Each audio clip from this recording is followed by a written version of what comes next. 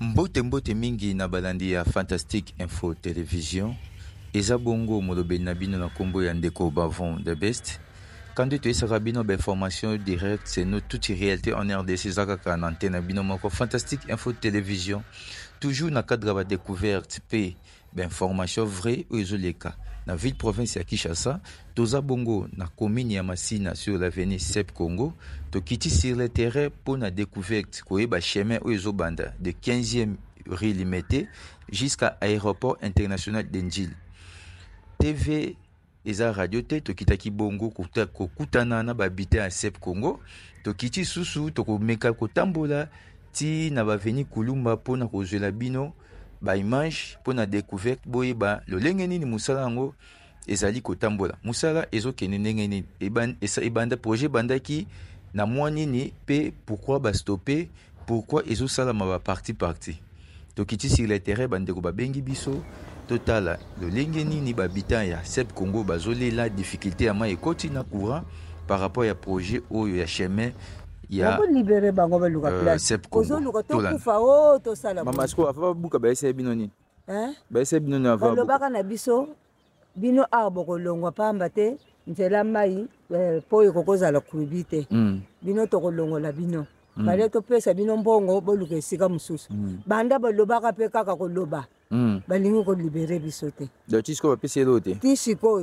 bazo ningisa biso pete ka bazo tala biso ka na moni kuna nzela ezate nzela za susiko bobimela nzela ni tala na tayo moko siko tozo landa ti tokiti na mai ya tsanga ti pembe na mai soki mai ye mbule bete tondi to bimaka te to kangami kaka na lupango okokendela wapi boye ezate boye pe ezate ti mai nyonso ekauki komi muke wana nde bosali wenzi wana nde bobimi bo soki na kati ya butu nde ngwana tokokimela wapi na bana papa bozoboma biso mboka mpenza ezalaka boye bon mama na misala oyo bazosala malgré tout babaki bakopesa mbo bapesi te mosala bozosala omoni yango ndenge ni mosala ezokende ndenge ni musala ne bandeli namonaki yango eza kotambola kitoko sikoyo nozomona bazobusha yango te namoni teke baya kosala omoni ndenge etondi te bazosala lisusu awa te nayoki soki bazosala soki na 15e ri soki wapi nga nayebaka nanga te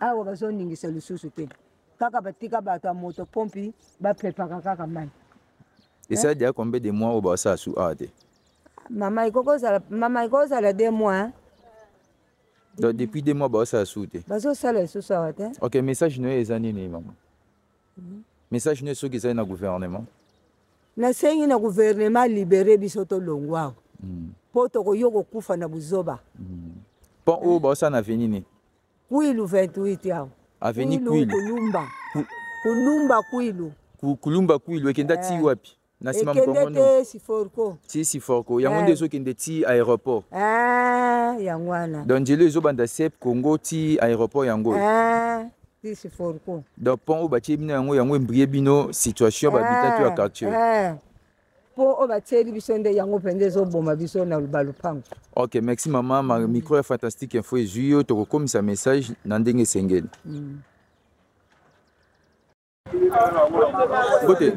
Mbote ndeko. Kombo nani? Kombo na ngai monsieur Hugues Katonga. Monsieur Hugues Katonga toza prochainement venir. Tozali na avenue principale oyo ya Nzuzu wa Mbongo ya Sep Congo. OK, Sep Congo ya Mbongo. Chemin oyo ezokende de bandi de 15e jusqu'à aéroport international d'Enjil. Début nango ezaki ni eti tokoma mkolo ya lelo. Bon, nzela oyo kazu tokoli awa. Pendant oyo kaka bakosala biso nzela baboka ba terre jaune 2 fois déjà mais ba prince amu salama rara mais subitement awa na gouvernement oyo eza lelo en place et tomoni lelo ba brassage salami ba carnivore yango déjà koti tomoni ke nzela bandi ko salama vraiment malgré tout que nani silité mais tozomona ke nzela ezo salama ya pasi kaka ezali ndenge nzela ezo salama ba kase biso ba tiyo ya mai batiya mayo bakase bapénaliser siko population sur poto yo baza sukozwa mai te mpona sinel déjà bandi kolongola deya bapoto na ye oyo eza na nzela abandi deya batravaux ozela mpe régi déjà banda batravaux mpo population ezwa mai tozokemba nde ya likambo ya mai mais mpona nzela vraiment nzela yango ezosalama nango wana ma sans problème. Mais bazo continuer na kosala te bapemisi. Bon, bazosalaka toujours, bazosalaka. Chaque temps bazosala. Chaque temps bazosalaka. Projet ça il y a combien de mois, tout combien d'années au 600. Bon, on a vraiment besoin de rebattre. On a vraiment ingénieur ou bazali basé na kati ya construction ya nzela oyo, et ba projet na bango za ya tani, giri ya tani. Donc surtout lundi malobana avantage na ezali nzela eza bien mais des avantages eza par rapport à l'électricité na régie des eaux. Na régie des eaux comment to za na passe na moment na quartier de. Malobana ya suka ezali ni kwa. Malobana na suka ezali moi merci na kata mon konti ka ya pesi likanisi à réaliser projet oyo. Pesi merci pour ndenge to za la gi koto yo. Ndenge ba tseso nzela si que to komi bien vraiment et ko aider vraiment population à 100%. C'est là où. Merci de ton contribution. Merci beaucoup.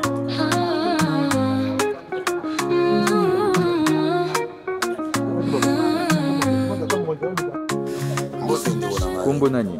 Combo héritier. Tout ça précisément. Tout ça juste na commune à Massina derrière le marché de la Liberté. Sep Congo. Sep Congo. Avenue Sep n'est tout ça là. OK.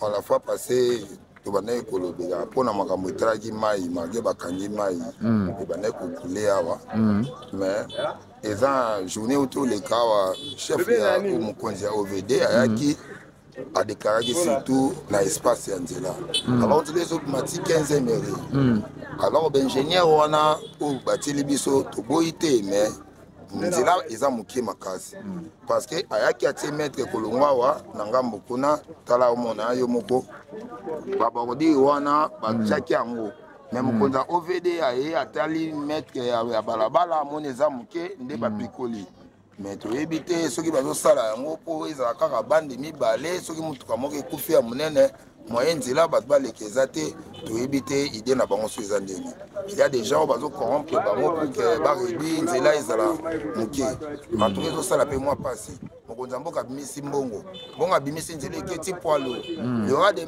remorques banda koleka na nzela oyo alors ntango espace eza moke ezopesaka quand même pasi mais na mosala na bango bazokende évolution eza petit à petit mais tozodéclare kaka na bango ke bayeba kobongisa mosala mpo mokonzi ya mboka asapesaki lita mbongo na ye ya mosala esalama na ndenge esengeli mais bango nde bayeba nde kobongisa neti baplace mosusu neti are oyo are mosusu fo ezala kote kuna na ngambo mais jusqu'à présent place oyo bakomi ya basuki bazokoka quand même koyeba kobongisa are ya ngambo wana kuna te yango tozosala déclaration mpo mokonzi ya mboka basalela biso yango mwa mbangu esila po ezala mwa kimia na mboka na biso tosepeli na ide na ye parceke aza ya bolingo na biso abimisi tovandi mbula na mbula tobandaki koleka na bapotopoto bapotopoto ezalaki awa plisi balabala ekomaki ba 3 mètres mais lelo tokomi na mwa balabala monene foye bafongola yango monene bao basali moke alors bakomi kozwaka na bambongo ya bato koteka babiloko oyo baosalela mosala donc mpona wana mpena toka suivi tosengi nango ezala mpo biso mpe tozala mwa bien neti biso na baba na biso esika po eza 2 mois mai eza te aveni mobima bama bazokende kozwa mai kuna likolo mpona koya nango na se tosenga kaka na mokonzi ya mboka batinda ata bato mpo bakata kotalela biso nini esengeli mpona biso mosala na biso ekende ndenge nini mwa mbango mbango po ezala mwa malamu. Merci ndeko na contribution na micro ya magazine Fantastique Info. Mbote. Pesa kombo na. Kombo na ngai ni Godem Kabamba. OK, Fantastique Info télévision ye na micro na ngoi bosom na kona bino pona kosembola. Nzela makambo nzela oyo bozomona ezokende ngene. En tout cas pona makambo nzela ezokende bien. Ezokende ma bien, c'est tout le monde déjà premier pas. Et tikali donc deuxième pas na suka nango. Mais ce qui est nécessaire oyo ngai nde nazo déclarer biso tozali na mapango du côté ya terrasse ya munene. En tout cas gouvernement il faut vraiment donc absolument donc vraiment na mesure moko ya bien côté kuna ndenge déjà ba carnivore na bango ezokuya ti kuna na kati ya mai ya nsanga yebake biso kuna en tout cas inondation et bando kozala mai ya makasi il faut gouvernement congolais en tout cas vraiment donc aluka vraiment ba machine pour parce que baya batimo la terrasse wana nyonso tout parce que profondeur so déjà mado ekiti makasi c'est katambule beti en tout cas biso kuna donc tout ça donc kimia toti kozala venu panze 1 numéro 45 toki kozala na veni kulumba place baosala pont toki badéclaration babimai kuna soki etondi inondation esamaka ya ndenge aliseki te yo mpoza panzi wana ngai aza na mopanzi kaka ya quartier 1 nzuzu wa mbongo ngai naza kuna te kote ya kolumba ngai naza na quartier 1 na veni panzi 1 numéro 45 biso tozalaka tout près vraiment na maya ntango beti en tout cas vraiment donc tozalaka vraiment donc mal à l'aise donc cause nini ezosala sombula ebeti boko mama à l'aise faut parce que déjà donc terrasse wana déjà c'est le côté belé profondément donc déjà emati sikoyo il faut nde batracteur ya ekoti na kata mai batimoli mai wana soki mozindo ekoti wana tuka tambula ebeti en tout cas tozala donc problème donc c'est le côté à travers ya bamisala oyo baosala ya projet oyo ya route c'est 15e jusqu'à aéroport yango wana po parce que yango ntango ezoya vraiment donc ebendaka vraiment na zelo wana nyonso wana vraiment ntango ezokota wana yebake donc mwa couche ndambo ezomata ntango ezomata bongo apres nsima nango sombula ebeti oriema donc ekende tout droit eza temba moma ya sani ya bandi vraiment bofumama yango wana ndenge nasenga na mokonzi ya mboka antuka asunga biso bato ya toza na pembeni vraiment ya baterase ya mai yango wana eloko vraiment nazali nango besoin po parce que nalobaka yango wana ok merci ndeko na contribution merci na bino vraiment mbote ndeko bonjour père kombo nani kombo na Nzila Kade ndeko Nzila Kade tomoni précisément na CEP Congo musala oyo déroulement nango soki ndenge nini musala do tozomona tindika chakali musala ebandi koke mwa liboso mais avi ya problème bazopase na SNEL na Régie des eaux yango nde ebloke musala parce que musala toyebi te musala ezosama ya l'état SNEL azalaka na Régie des eaux azalaka na mpona koluka moyen kodégager déjà bapoto avant kodégager batio avant pour permettre population mais population ezosouffrir mpo mai eza via bato ta bosala nzela ta moto azovivre na condition bien te eza deya ta liwa donc yo moko ozomona batio ya kotoboka problème lisusu ya bacourant donc tokomi na problème oyo difficulté ya makasi mpe ya plus mosala bakoya na 5 personnes 4 personnes ça ne va pas parce que il y a population côté de ça qui ba déclaration air nyonso komi gourmet c'est soit machine vraiment azoyaka awa oya kotombokela bango vraiment autorité oyo tozomona moko azoyaka gourmet c'est soit machine yango tolanse message na yeso pa Daniel Bumba po autorité aso bali kolo fo baya parce que nzela oyo yango eke permettre embouteillage ya quartier ya po ma njili wana ici la pour la route secondaire odimati 15e mairie eza bon mais tozomona to abandonné bazoya te kaka gourmet c'est moi zoleka gourmet c'est pas à la limite yeso ya moni rapport faut comme le gouverneur pour président gouverneur et ça la bien mais tozomona ta bozomona situation awa batio kotoboka donc soki kuna mayo bato bazomela wana baotoka ya mabulo très dangereux na ba santé ya bato oko benda sous maladie monsieur koti na mboka oyo kono ba bloquer ba milieu mais tandis que ngonga ya koya ya ngulu yango tola se mbela na ba conducteur qui to pesi fachi beto merci parce que ba président baleka to mona ba boka ba terre jaune mais il y a vraiment musala oyo ezo salama musala mais salama tindika chakal tozolelaka mbela na biso na premier ministre ya so mama Judith soki pa kiti awa ekisala bien. Merci ndeko na contribution na magazine Fantastique Info. Merci monsieur le journaliste musala bino nde yango oyo nde bino nde musala bino yango kozwa makambo kotransmettre bakonzi mpo basala lombangu koya kotala situation na biso. Merci beaucoup. Merci. Mbote ndeko. Mbote papa. Pesa soko kombo nani? Kombo na Matondo. Ndeko Matondo atoza précisément toza na Liberté. Marché à Liberté. Marché à Liberté. OK. Tomoni ba construction déjà bandi na chemin au balela ki belé, tomoni ba pont de bandi ko salama, misele bandi ko salama. Yebisa biso débit ezaki nini ti lelo tomona ba pont za la montée. C'est bon, ngai pe naza muta Safrimes, naza travailleur wana. Je travaille wana bango biso bato banaye ko sala pont. To sali pont, on a c'est le moment que moi to banaye ko zela plan ba esi biso pe déjà bimaki. Yango wana tozo zela to banda misala na biso ya musala. Mais nde toza na problème moko très difficile makasi.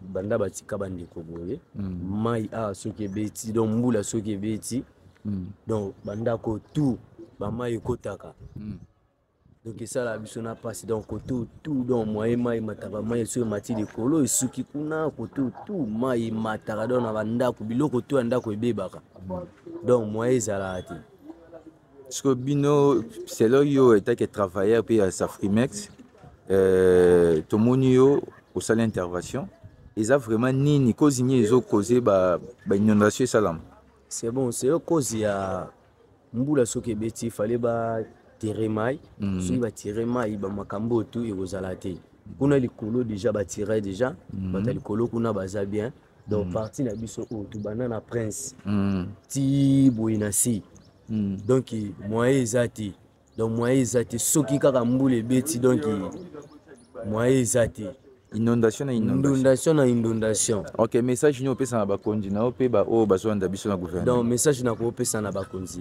Ba ba ko sala le tout pour na biso to lo ma place oyo. Ba va ba sala ba poser lo kwa likolo ba zozela mbongo. Bindako. Kubanda ko tout so ba libérer bango. Après batie bango pont mai na ba mai wana azongi na katikati a wana côté ekoki kozala moi bien parce que boye soki mbula ebeti donc moyen ezate yo moko kopusana omona ndenge tala na nzela tozoleka donc nzela tozoleka a donc moyen te tala nzela donc tala porte ndako yango wana selon mesure na bango bazwaki yango wana. Merci Ndeko na contribution dans la micro et magazine fantastique.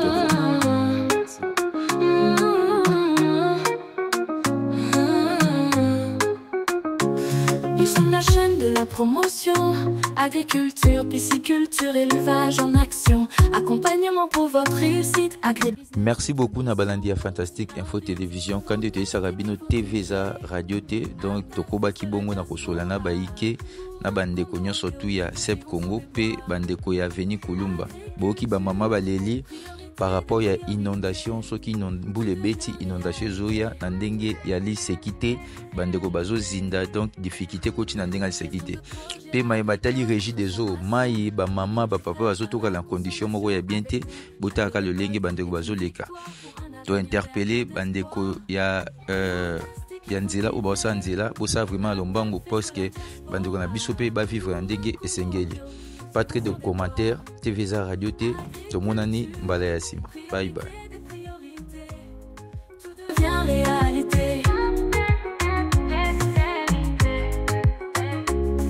Il est temps que les Congolais mangent bio. En santos à la bilonga, c'est le mot. De la terre à la table, un parcours réussi. Avec Fantastique Info TV, le futur est ici. Le vrai changement de la RDC passera par l'agribusiness. N'oubliez pas de vous abonner gratuitement. Fantastique Info TV, un fils de la diaspora. Pour un Congo bio, cultivons sans déboire. Agriculture, priorité des priorités. Priorité devient réalité. Réalité. Fantastique Info TV, la chaîne agro-business. Pour un Congo prospère, un grand succès, rejoignez-nous, ensemble construisons l'avenir vert de notre nation. Le vrai changement de la RDC passera par l'agribusiness. N'oubliez pas de vous abonner gratuitement.